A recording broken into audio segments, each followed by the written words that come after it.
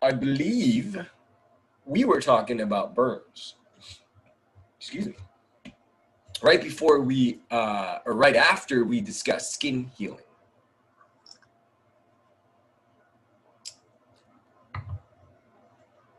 Now, skin can be damaged. It's not impenetrable. It's not unbreakable.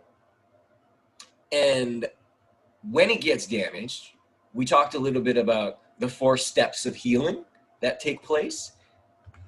Well, this isn't the only way that skin can be damaged. Finish this section of notes. Which section are you talking about, Kim? We still have more integumentary system to do. That's today.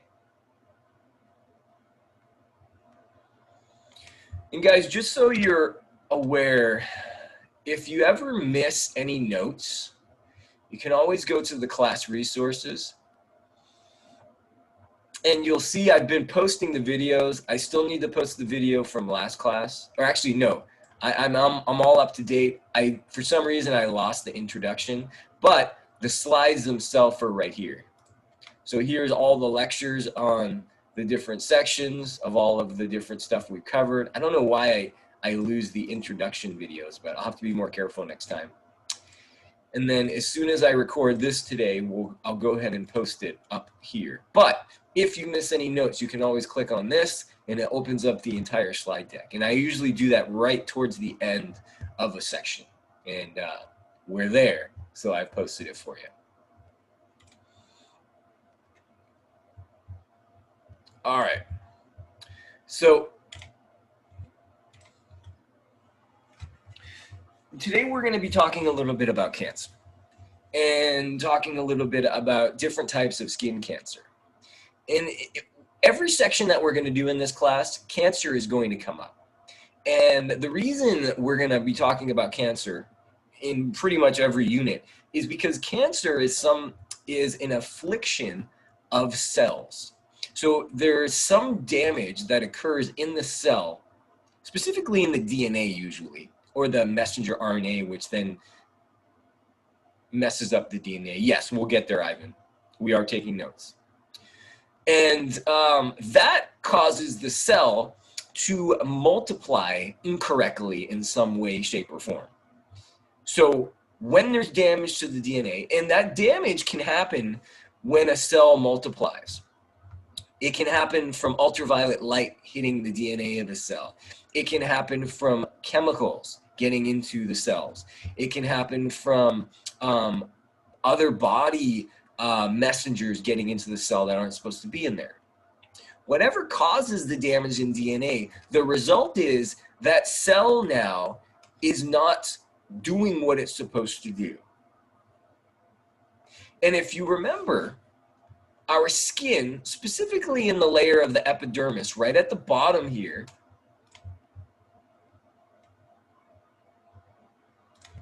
has cells that are going through mitosis quite frequently.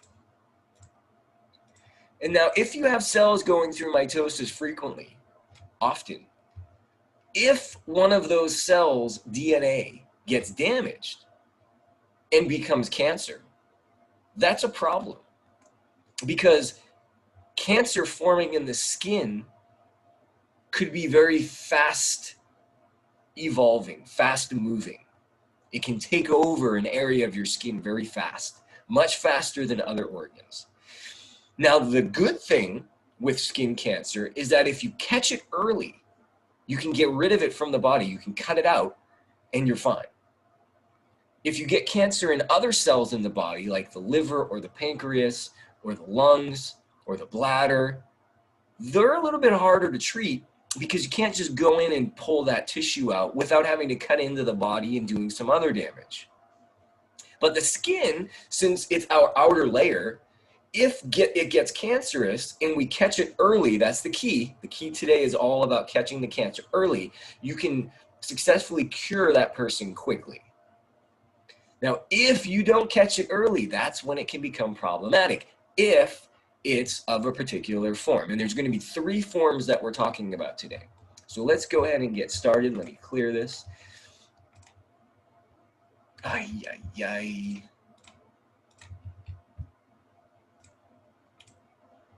Skin cancer. Here's your first note to write. Number 6, Roman numeral 6, skin cancer. Please underline skin cancer. Remember, guys, every time you go onto a new page, you should be using Cornell notes. You should be drawing the vertical line and then the horizontal lines if needed.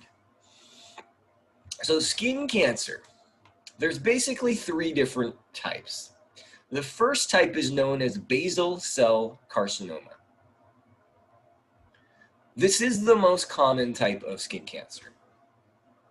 A lot of people get basal cell carcinoma at some point in their life, somewhere on their body.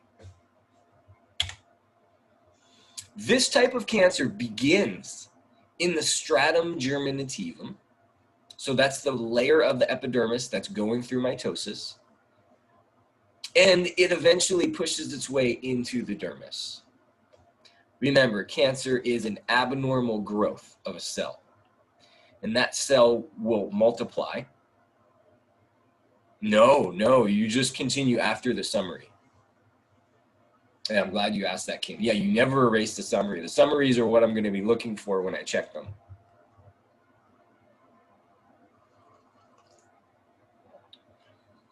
Just start right underneath it or go on to a new page and start this new note.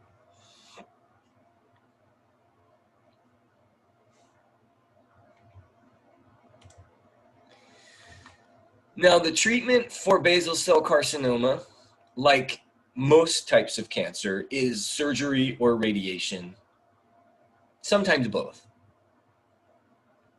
If you can see the cancer, you can usually cut it out easily, especially if you've caught it early. Radiation is usually used if that cancer has grown too big. And what radiation does is it's a form of treatment that shoots energy, really high power X-rays at the cancer itself, and it kills all of the cells that it hits. And the radiation has the ability to hit just certain layers of the body. And so the technicians are able to, just by adjusting the frequency of the energy, you can't see it, but the frequency of the energy determines how deep it's going to go in the skin. And a technician, a radiologist, will be able to just dial in the correct frequency so it just destroys those cancer cells as much as possible without killing any of the other healthy tissue around it. But radiation is usually used over and over again over a certain amount of weeks to shrink a cancer, and then usually surgery is done afterwards to remove whatever's left. Sometimes they'll do surgery first, but that's a rare occurrence. But surgery and radiation is the treatment for this type of cancer. It begins in the stratum germinativum, which remember is part of the epidermis, and then it will grow into the dermis. This type of cancer rarely metastasizes. Does anybody remember what metastasize means?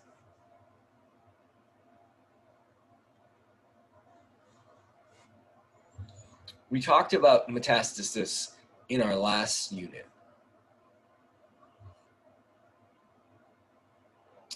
Kim says spreads. Liliana said spread. Yes, exactly. Good work, Liliana and Kim. So metastasize means spread. So this type of cancer usually stays in the skin, and it doesn't spread to other locations in the body. Now, you don't want a cancer to metastasize. You always want to try to catch that cancer early, before it metastasizes, before it spreads to another organ.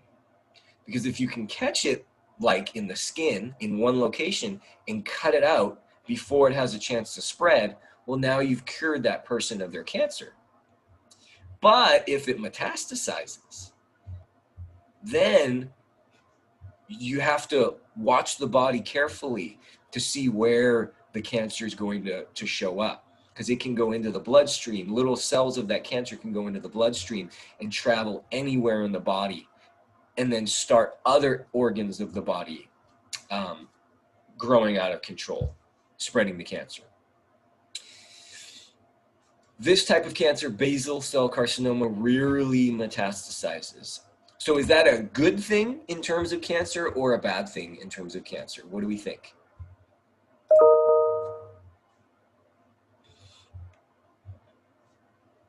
Kim says good thing. Liliana is asking good. Abigail says good thing.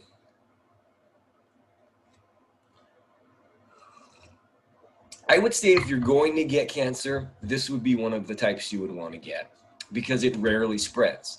And if you find it, you get to the doctor, they can take it out and treat you and even cure you because it usually doesn't spread. Now, if you let it go long enough, there's a chance it can metastasize. If you don't go to the doctor and don't have them look at this area of your body that doesn't look right, then yes, it could become a problem. But yes, it's much more of a good thing than a bad thing since it rarely metastasizes. Now, this is what a basal cell carcinoma looks like. Has a particular look to it. And each one of the cancers has a particular look to it, as you'll see. Basal cell carcinoma occurs in the stratum germinativum of the epidermis, and it causes these cells to basically grow, creating a pocket of skin. It's not fluid in there. These are just, this is just stratum germinativum, stratum corneum, and all those other layers just growing out of the body.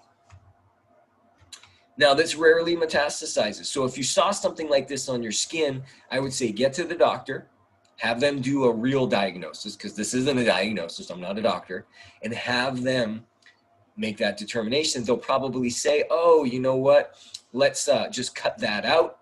We'll send it to a lab and make sure that it hasn't metastasized. And then you're good to go. You're fine. So not that big of a deal. Now, there's two other types of cancer we're going to talk about. These other types of cancer either form in the stratum corneum or right under the stratum corneum, or they begin in very particular cells in the stratum germinativum called melanocytes. So the second type of cancer that we're going to look at is known as squamous cell carcinoma. The word carcinoma is referring to cancerous cell. That's what carcinoma means, cancerous cell. So squamous cell carcinoma is saying that it's a squamous-like cancer cell. Does anybody remember what that word squamous means? We've come across it before in this class.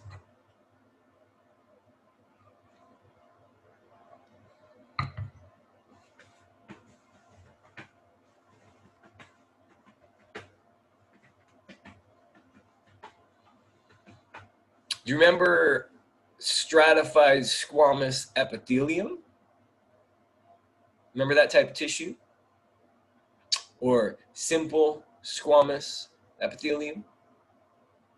Squamous means, good thinking, Kim, not necessarily square-like, but more squished. Think of the epidermis. Think of the stratum corneum of the epidermis. They're kind of squished. So these cells occur in that more squished layer of the epidermis. So it's above the stratum germinativum. And the treatment is the same, so we're not even going to have you write that here. But these cells also rarely metastasize. They can spread, but they rarely do. And the squamous cell carcinoma looks different than the basal cell carcinoma. And in terms of cancer, this type of cancer and the basal cell carcinoma, if you're going to get skin cancer, would be the preferable ones to get because they don't spread. Usually they don't spread. Now, after you, I should have probably split this slide up, but after you write these words, I'm going to show you what a squamous cell carcinoma looks like, and then we'll come back to the slide. I didn't think of I'll have to fix this moving forward. So squamous cell carcinoma occurs in the cells above stratum germinativum, and it usually does not metastasize.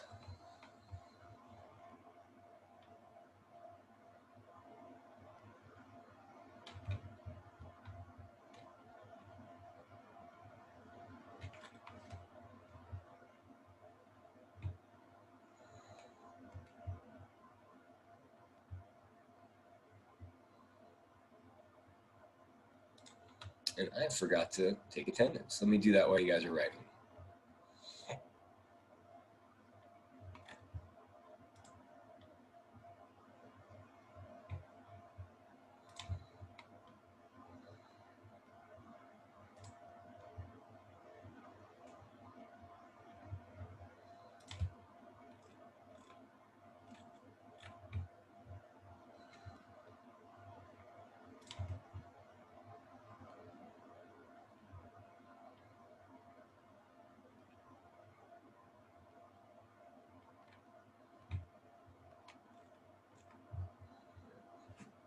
Excuse me.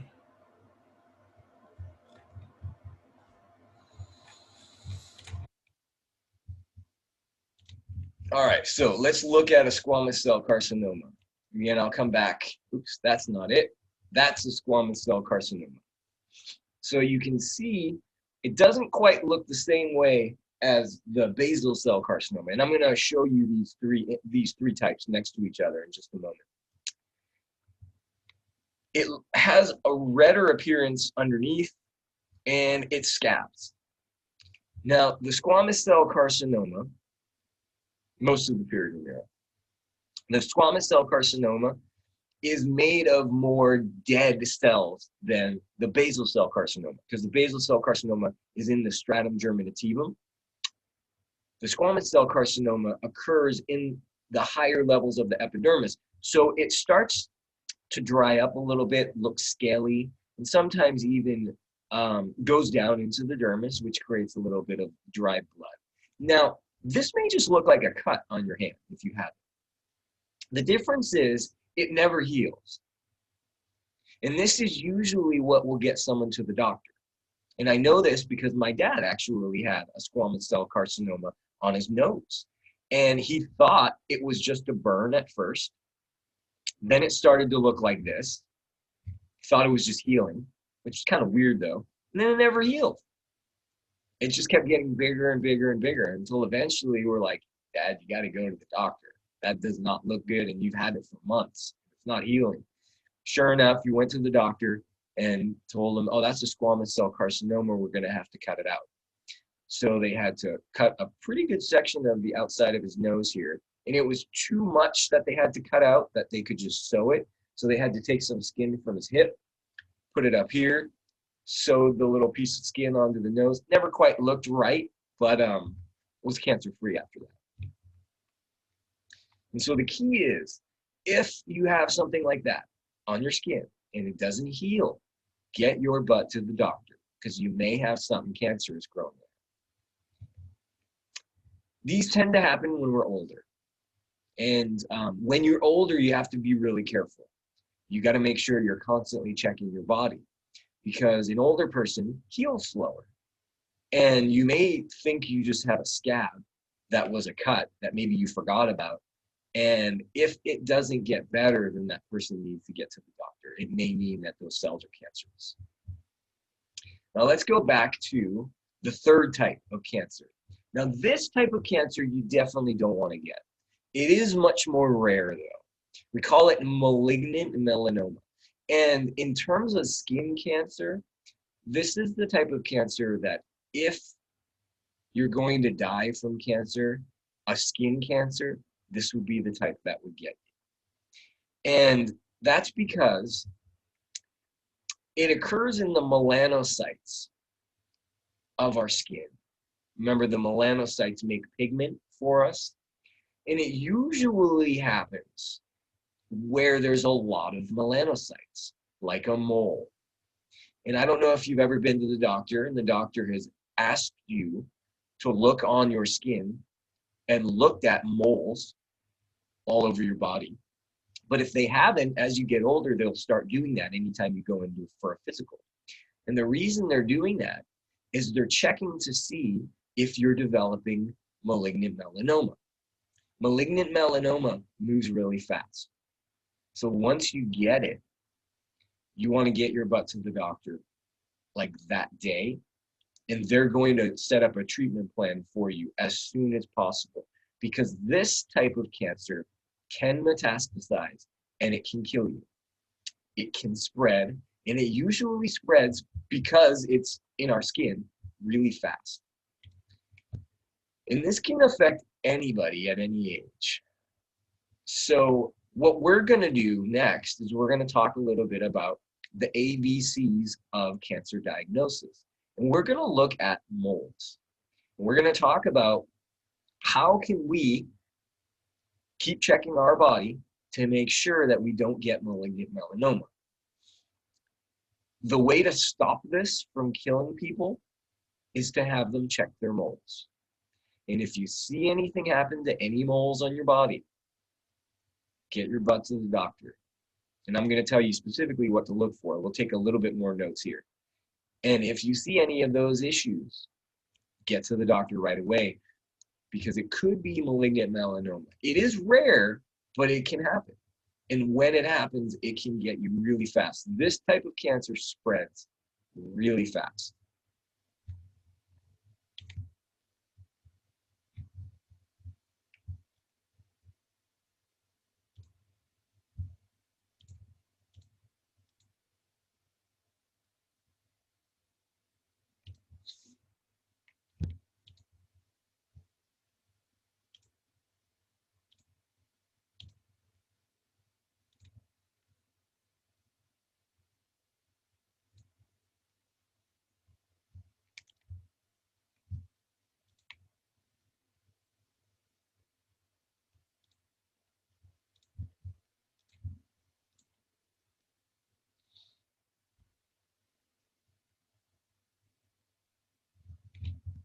Okay, so what does malignant melanoma look like?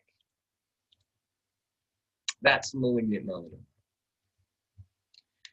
So you can see this was a mole, and the mole started to grow out of control. How do I know it grew out of control? Well, there's a couple of things about this mole that don't look healthy. One of them is it's too big. That doesn't necessarily mean when a mole gets big that it's malignant melanoma. But if it has more than one of these issues, it's something you want to get to the doctor for, because it could be malignant melanoma. And what they'll do if you have more than one of these signs of an unhealthy mole is they'll take a piece of the mole and they'll cut it out. They may even take the entire mole and they'll send it to a lab.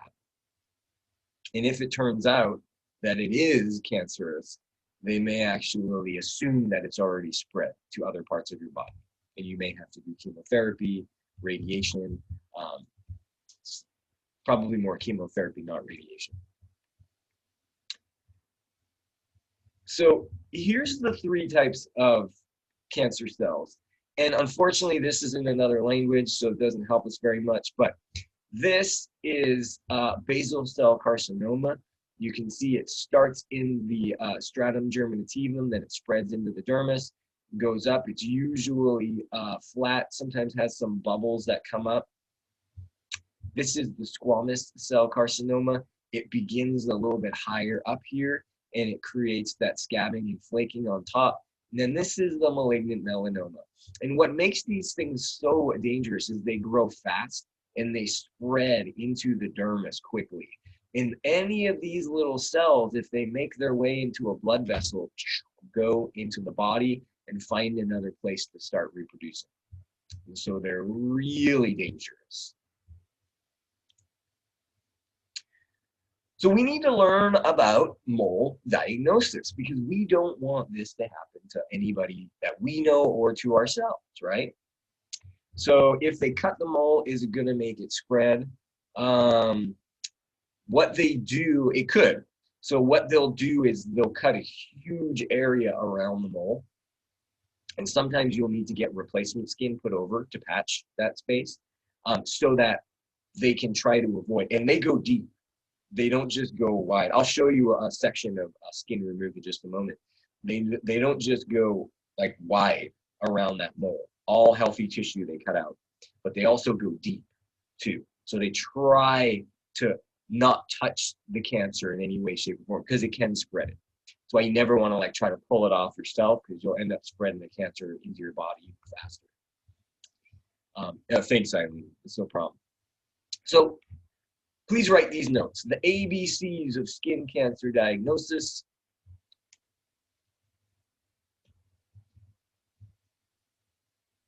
And then please write capital A equals asymmetry.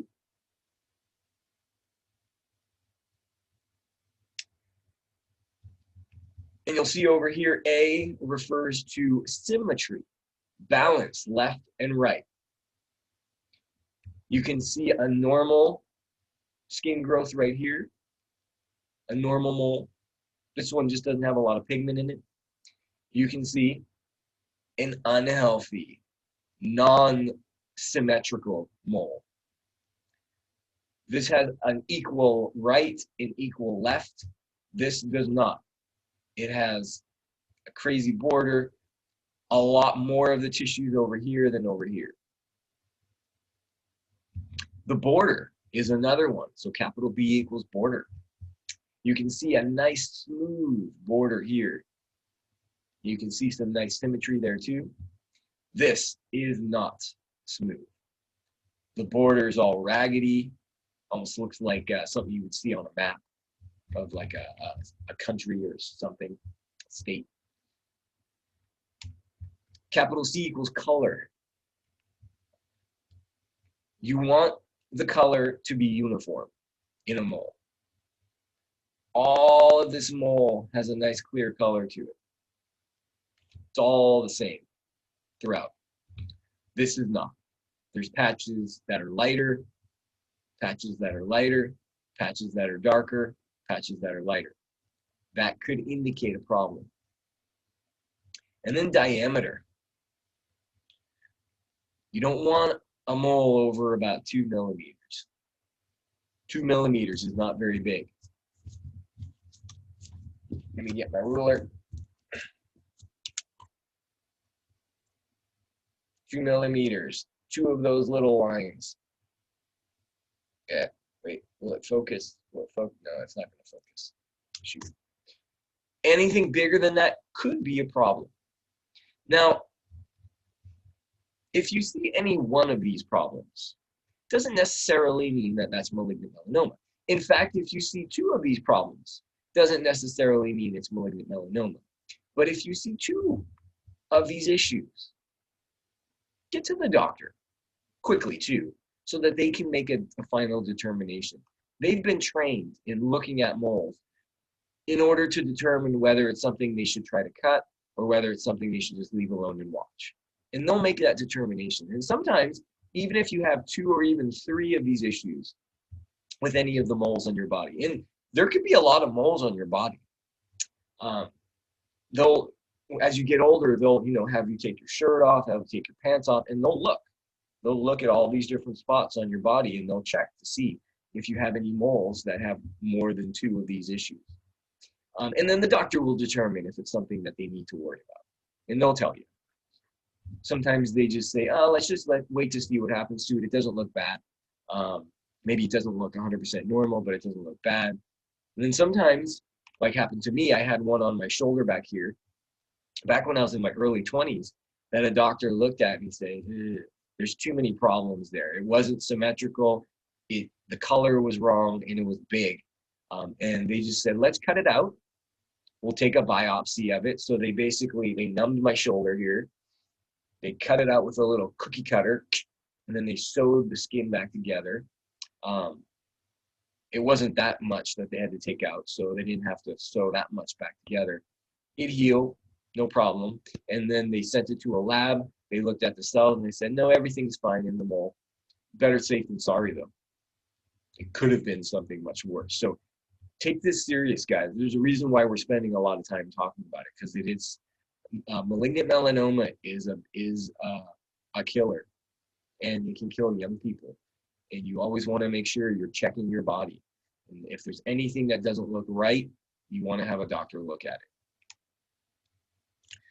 So let's look at a little bit more. We'll go quickly through here. So symmetrical moles are usually safe. They're usually benign. Asymmetrical ones can be malignant. They can be cancerous. Doesn't mean they're just usually malignant. This would be another image of, another example of asymmetry. Here's a mole with an abnormal border. It also is asymmetrical. There's more here than there. There's not a clear left and right. Even borders on a mole, nice and smooth, usually means it's benign, it's healthy. Abnormal borders, usually bad, usually malignant, cancerous. Uneven borders, usually malignant. If it's one color, if it's consistent throughout the mole, it's usually good, healthy, benign. More than one color like this, usually malignant. So that would be something to watch out for. Here you go, more than one color. You got that red, the brown, black here, that usually malignant. Get it checked out. If the diameter, less than 6 millimeters, not 2. I don't know why I said 2. It's less than 6 millimeters across. It's usually benign. But if it's bigger than 6 millimeters, this thing is, well, there's 2 of them here. That's about 11 millimeters, and then about 20 millimeters there. You would want to have it cut out. And this is the example I was talking about. When they cut out malignant melanoma, they take a huge section of skin. All this stuff is probably healthy. All this tissue around is probably healthy, but they don't want to take any chances of getting even close to that cancer. And this thing is probably deep too. You just can't really tell in that picture. And this probably required that that person had a skin graft from another location to replace the spot that they took there. And they cut it like a football so that they could stitch it together better where they took that cut. They probably put a skin graft in the center and then they stitched as much as they could.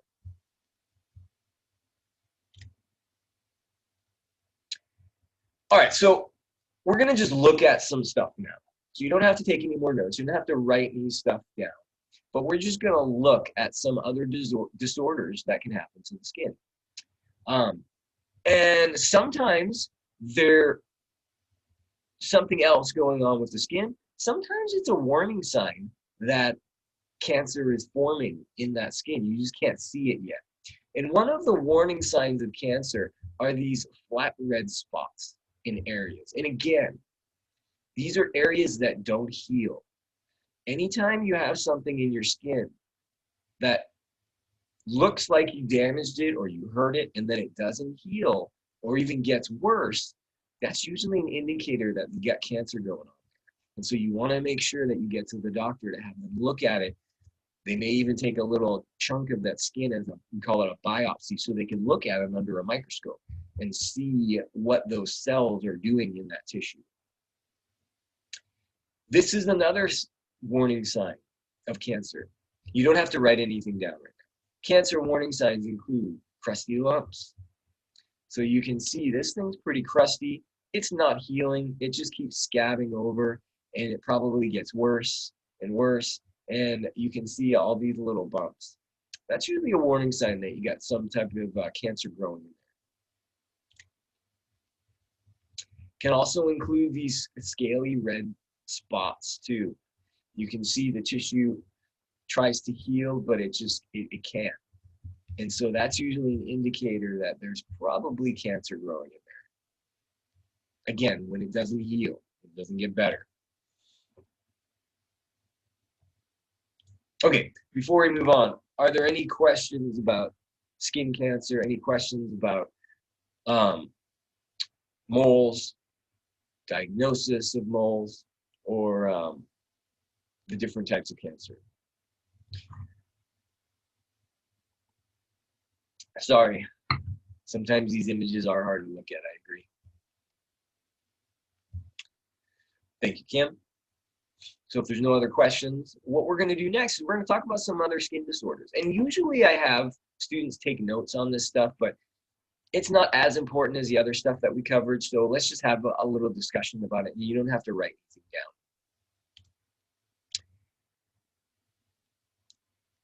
One very common disorder of the skin or pathology of the skin is acne. A lot of you are probably dealing with acne right now, or at least have dealt with acne and occasionally deal with it. Acne is an inflammation of the sebaceous gland, of the oil-producing glands in your skin. What happens is, for whatever reason, especially when you're in puberty or going through puberty at the beginning, the end, doesn't matter, during puberty, your skin is making more sebum than usual, more oil than usual. And that oil can sometimes dry. And it'll create a little bit of a plug here. And your oil comes out of hair follicles. Now, you may not see the hair follicle because it may be in its resting stage. Or if you have a lot of facial hair, maybe you shave it off. You don't even notice it. But anytime you get a zit, it's where there's a hair follicle. And that hair follicle gets plugged. And when it plugs, because that oil will dry out and create a little cap there, the sebaceous gland underneath it still produces the oil, but it has nowhere to go. So it starts to create some pressure, which raises that area a little bit, starts to get a little uncomfortable where the oil is getting produced. And because there's lots of bacteria inside that hair follicle, the bacteria start to grow off of that sebum. They eat the oil, and they love to eat that oil. And it starts to create an infection in the sebaceous gland. And then the infection gets worse as more oil gets produced and more tissue and more bacteria forms that gets more tissue infected until it creates a red area, and then you get this zit, right? And then if you squeeze the zit, what you're actually expressing, pushing out, is bacteria. Oh, am I cutting out? Maybe the internet's bad here. What you're actually getting is bacteria and oil. That's what you're squeezing out. And you're getting bacteria that's living off the oil. And so it's actually good to express those zits because otherwise there's no way for that material to get out. Once the material gets out, it'll start to heal. Maybe a little bit of blood comes out because there's some blood vessels around here that may have ruptured in the process of squeezing it out, but that will heal, and then your body will deal with the bacteria, all these white blood cells, which are also in there too, trying to deal with the bacteria, will then clean out that open spot, and then eventually the inflammation goes down and you heal. This is what acne looks like. You can see the raised areas where there's hair follicles, raised areas where there's hair follicles, and then also is bacteria in there, so it creates an infection, and those infections can get really bad. And when the infection gets bad, it can scar the dermis underneath, and that's what happens when individuals who have really bad acne during puberty, sometimes it leaves them with permanent scars, and you can see that on some individuals. The best way to avoid that permanent scarring is to try to deal with the acne as best you can. The dermatologist can help you with that. If you have really bad acne, they may give you creams that have antibacterial chemicals in there, antibiotics, or they may give you stuff that helps you with the oil in your skin so that you don't produce as much. Sometimes they give you medications that reduce the amount of oil that gets produced, the sebum that gets produced in the sebaceous glands. But it's something that we've all had to deal with. And once you get through puberty, it will calm down. Women have to deal with it a little bit more throughout their lives. The changes in the hormone levels throughout your cycle, throughout the month, changes the amount of oils that get produced in your skin. So sometimes at certain points in your month cycle, you may notice that you get a little bit of acne and then it goes away, even when you're not in puberty. So For men, though, it usually stops after puberty because our bodies don't cycle like women's cycle. Bodies do with hormones. Now, this is something else that can go wrong with skin. This is a rash. We're going to look at some pictures of rashes. So Kim asked, but they usually say not to pop pimples. Well, so yeah, definitely listen to whatever the dermatologist or doctor tells you. It depends on how bad the pimple would be. If you think if it's really bad, you definitely don't want to cause more trauma to the skin. But one of the ways to get rid of that pressure, if you can do it carefully, would be to express something. I know when I was younger, going through puberty, every once in a while my acne would get bad, and I would go to the doctor, and they would actually express some of it for me.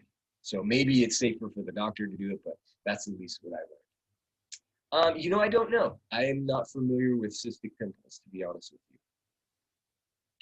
you. And I'm not sure what the pimple patches are either. So this is a rash that we're looking at. And now a rash is inflammation of the skin. And this inflammation, instead of being caused by oils building up and backing up in the hair follicles, this is caused by viruses or a fungus or the body's immune system itself attacking the skin, whether it attacks the epidermis or the dermis, and it creates these little bumps and nodules. They're usually itchy when you have some type of a rash. So the image we're looking at here is of chickenpox. And luckily, you guys don't have to worry too much about chickenpox. I hate rashes too. I hate looking at images of rashes too. It creeps me out. When I was younger, I used to get hives a lot, which we'll talk about in a sec. And for some reason, it just creeps the heck out of me to look at these pictures. So we'll try to get through them quick. But chickenpox is a result of a virus. A virus, varicella zoster. I can't even remember off the top of my head what it was. It's not important. Chickenpox is a virus that will infect. So the virus itself goes into epidermal tissue. And when it goes into the epidermal tissue, it uses the cell to make copies of itself and make more viruses. And then those viruses burst that epidermal tissue, those cells, and then they go to other epidermal cells.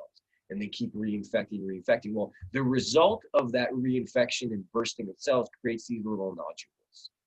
And part of it is the body's way of trying to kill the virus.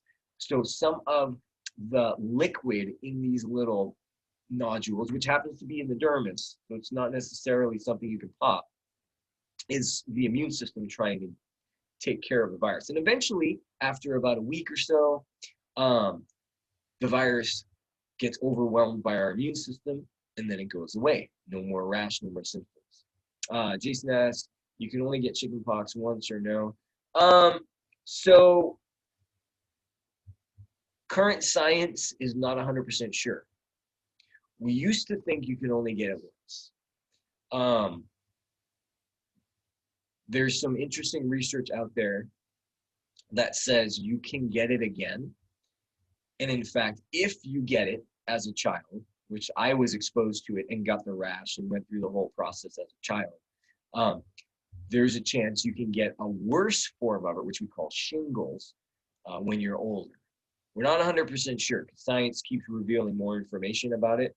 So I can't really answer that question 100%. Cup, I got spoon, I got hives. Oh yeah, we'll talk about hives in a second. But luckily, there is a vaccine for chickenpox now. Most of you guys have probably been vaccinated for it and you don't even know. But the vaccine prevents you from getting chickenpox. So a lot of you guys don't have to deal with this anymore, luckily. This is measles. This is caused by another virus. This virus, just like chickenpox, attacks the epidermis, different layer of the epidermis, and it has the ability of affecting more tissue than chickenpox. And measles is really uncomfortable. Luckily, I never got it because I was vaccinated. Luckily, you'll never get it because you were probably vaccinated for it too. they started vaccinating kids. This picture looks like it was from a while ago, pre-vaccination, before we had a measles vaccine. Vaccines are really important, guys. Don't be afraid of them. Um, they're the reason why we don't have measles to deal with anymore. They're the reason why we don't have a lot of other stuff like polio and even chickenpox to worry about anymore. But again, this is an inflammation of the skin. Oh yeah, I'm allergic to sulfa too. It's a type of it's something in antibiotics, so I have to be super careful. A lot of people are allergic to sulfas. It's a type of chemical that's found in certain medications. This is another inflammation of the skin due to another virus. Does anybody know what this is we're looking at? You may have learned about it in sex ed. Kim says cold sores or ass cold sores. That's definitely one word or one term for it. This is known as herpes, otherwise known as a cold sore. And it's caused by a virus that attacks epidermal and dermal tissue. And when it's attacking the tissue, it creates these little nodules of inflammation. They're super painful. Part of the reason it's so painful, not super painful, but it's painful. Part of the reason it's painful is because it also attacks the pain receptors in the dermis, and it causes this like tingling sensation while you have the cold sores. Some of you guys may have had cold sores before.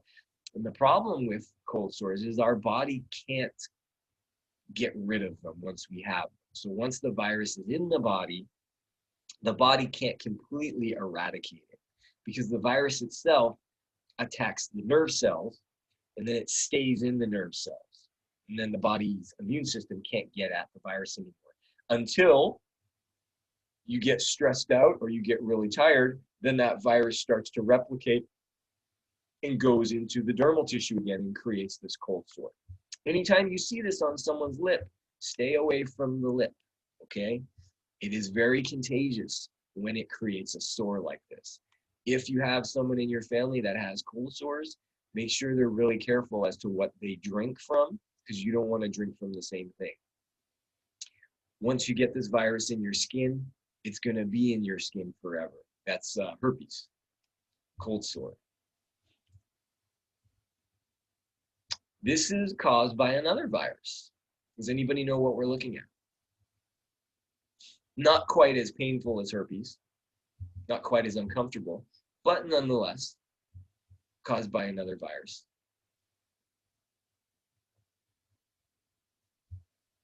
Sometimes we get them on our fingers. Sometimes we get them on the palm of our feet. This is warts.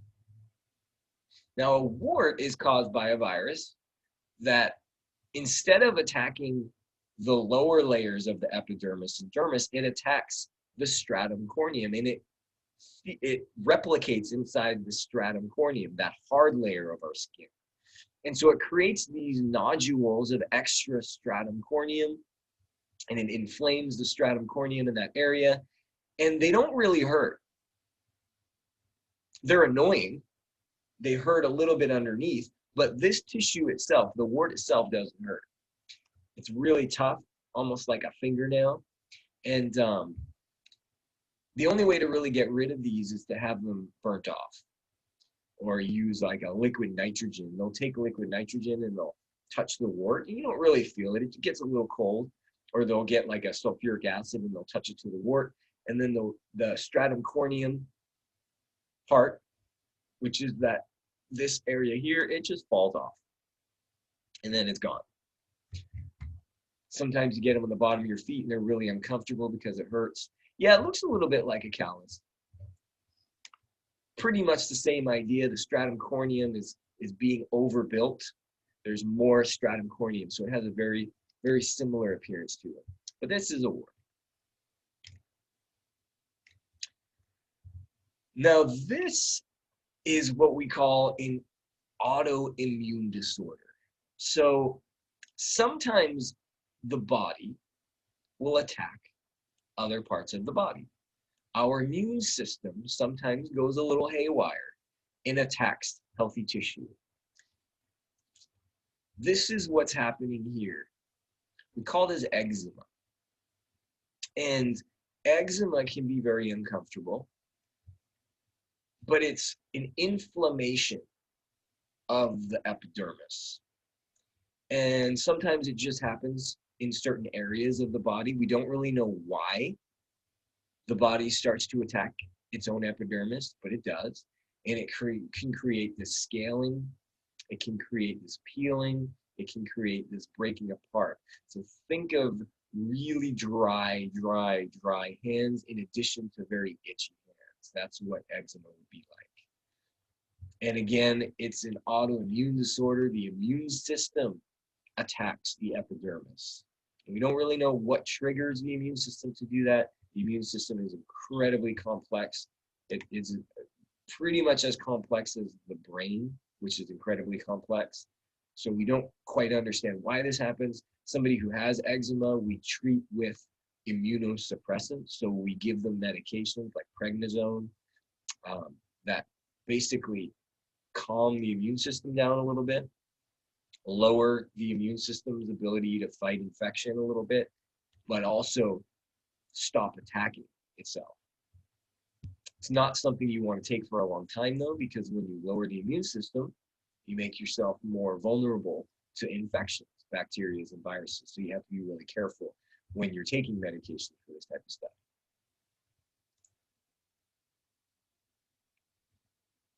This is a type of contact dermatitis that occurs when we react to something that got on our hands or something that touched them. Sometimes we come in contact with materials that cause our skin to react. Not necessarily like a hive, we'll talk about that in a moment, but in a way that causes the immune system to again start attacking some of the epidermis. And this is what's happened here. This is known as a contact dermatitis, and the body will calm down at a certain point, and this will all heal as new epidermis replaces the damaged tissue. Now, this is hives. Hives is another form of autoimmune disease.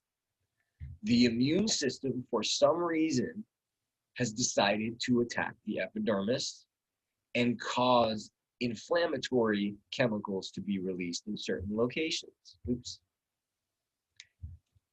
Hives usually goes away on its own. Hives is a result of something triggering the immune system. It could be something that you've touched, something that you've eaten, something that you breathed in, something that, like a medication you've taken, something that we're not even aware we're being exposed to.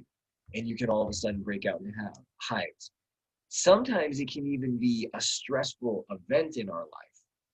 That stress itself can cause the immune system to start attacking the epidermis and causing hives. But as we calm down, or as we get that chemical out of the body, or as the body's able to deal with whatever triggered it, the hives go away. And so if for some reason you get hives, you get this type of inflammation, you go to the doctor, they may give you a medication to help calm the immune system. They may not. They may just wait to see what happens and say, just be careful, keep an eye on it. It's not serious. It's just showing that the skin can react. And sometimes it reacts to things that are in the body. I know when I was younger, I took an antibiotic once, and it was a sulfa-containing antibiotic, and my whole body broke out in hives. And it got real bad because it didn't go away. My parents didn't realize it was the antibiotic I was taking because I was sick with something else. And I had to go to a hospital. They finally figured it out. And then as soon as I stopped, it went away. And that was that. Never take that antibiotic again, though. And that's when I go into the doctor, like you should, if you know you're allergic to something, you should always tell them, because sometimes the body will react to certain substances that you put in it.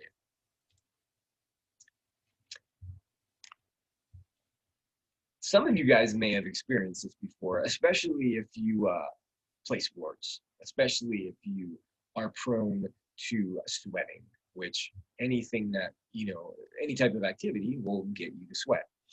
This is what we call athlete's foot. Now, athlete's foot is not caused by the immune system attacking itself. It's not caused by a bacteria or a virus. It's not caused by something that we're reacting to. It's caused by something that likes to grow off of our skin, a fungus. A fungus is like a mushroom.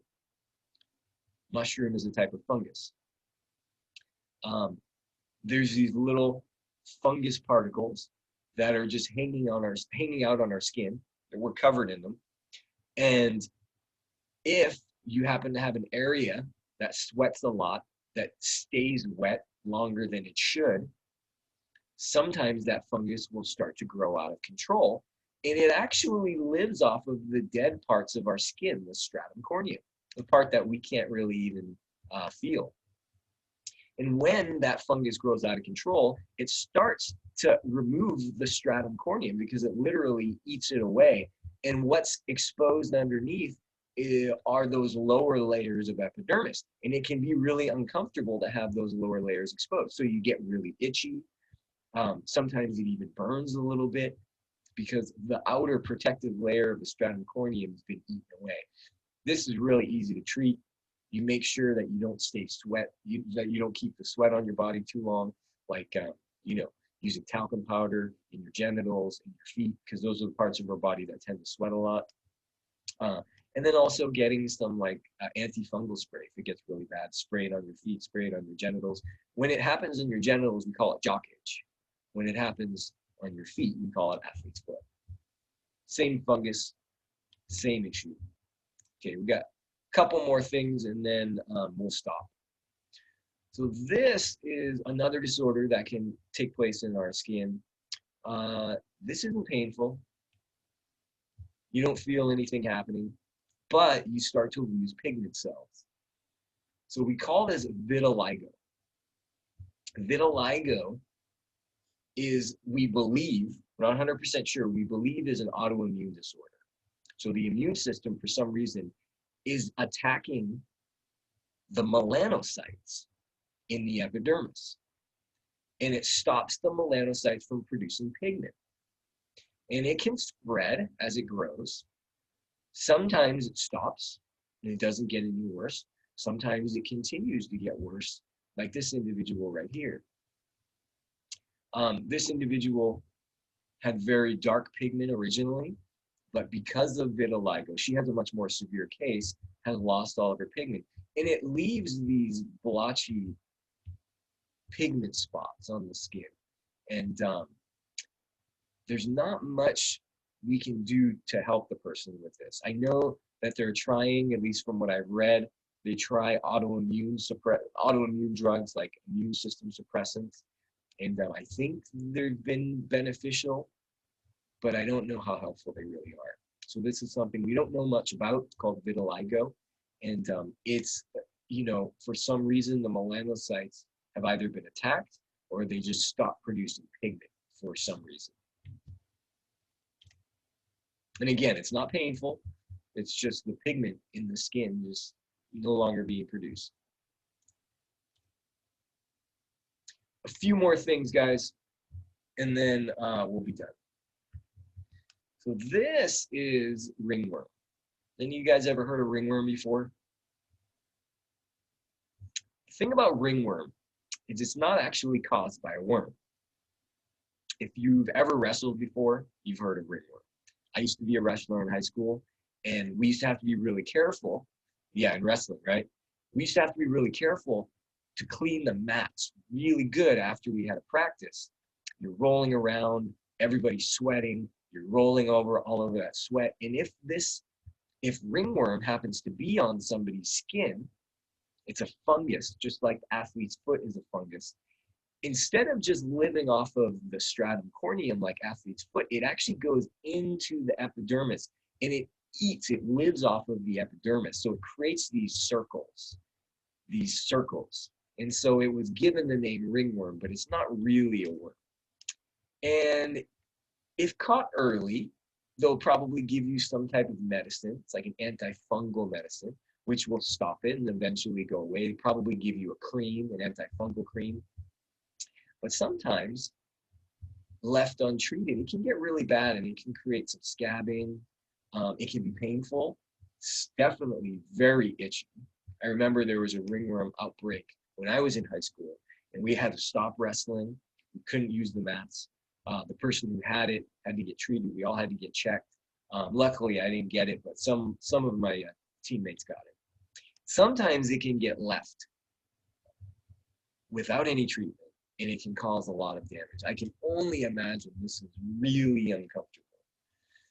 I don't know who would let their kids' face get that bad, but that's ringworm. Yes, Kim. Now, the last thing I want to show you guys, that's actually just so you know, a couple things. This is what a blister looks like under the microscope. You can see the epidermis pulls away from the dermis underneath, and all the fluid underneath here is immune system fluid. So the immune system is trying to deal with whatever irritation was created on the top of the skin, and it pulls away a little bit. Don't ever pop blisters, by the way, because it exposes the delicate dermis underneath it, and you can get an infection really easy. That's okay, Amelia. Couple other things, bruise. This is what a bruise looks like. A bruise is nothing more than just blood in the dermis. So you get hit, or something sucks on your skin, like a hickey, right? A hickey is a bruise. It's broken blood vessels in the dermis. And eventually it'll heal, the blood dissipates, and then the bruise goes away. And then I promised we'd talk about this, guys, tattoos. What is a tattoo? Well, a tattoo, remember, is ink that gets placed into the lower layers of the skin. Well, how far does that ink go? Well, it goes into the dermis. That's why a tattoo never fades. Well, that's why a tattoo is permanent. It will fade as the ink starts to dissipate a little bit. But the tattoo under a microscope looks like this. The needle goes through the dermis, through the epidermis into the dermis. And a little bit of ink is placed every time that needle goes in. But it goes all the way through the epidermis. So it punctures the epidermis. The epidermis will eventually heal. And then the ink stays in the dermis. Well, remember, the dermis doesn't really repair itself. It's made of protein fibers, a few little living cells here and there, and all the accessory structures. So the ink stays there, and it doesn't move around. And so you could have a drawn image in ink that stays in your body pretty much your whole life. Now, over time, as your body has to repair some of the dermis by making more protein, some of the ink dissipates and the tattoo will fade. But any part of your skin can be tattooed. Any part of your body can be tattooed, for that matter. And literally what you're looking at here, what you're looking at here is ink that's been placed in the dermis of the skin. Just to give you an idea. So you're basically looking through the epidermis to see the dermis underneath with ink. And we'll actually stop there, just because these other slides, they're not as important. You're welcome to go through them. And there's actually some stuff to read on here if you're interested in any of this stuff here. There's some really cool information about people who've had to have face surgeries that we just didn't have time to get to. So please take some time to do that. Read through these slides. Also, you have a test on Friday on the Integumentary system notes. Please make sure you review, and I've created a review sheet for you to use. They can, so that's why it's really important that a tattoo artist clean their utensils, because that needle is going into the dermis where there's lots of blood vessels. That's why if you ever had or seen someone get a tattoo, they bleed. It's because there's blood vessels that are being damaged every time that needle goes in. So yes, if the needle is dirty, if another tattoo was just given and then you're getting a tattoo, and if those needles weren't cleaned, then yes, you can get a bloodborne infection. And some of those infections can kill you, or you'll have to deal with them for the rest of your life. So make sure your tattoo artist is licensed if you're getting a tattoo.